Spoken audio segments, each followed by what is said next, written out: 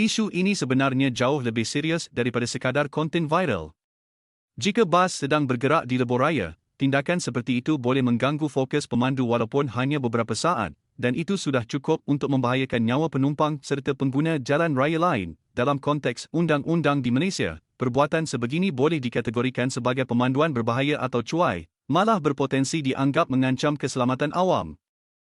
Sebab itu, tindakan membuang kerja sahaja selalunya tidak mencukupi jika siasatan mendapati wujud kecuaian serius atau unsur sengaja. Pihak seperti Polis Diraja Malaysia dan Agensi Pengangkutan Awam Darat biasanya akan mengambil tindakan lanjut, termasuk siasatan, denda, penggantungan lesen, atau pendakwaan di mahkamah bergantung kepada tahap risiko yang berlaku.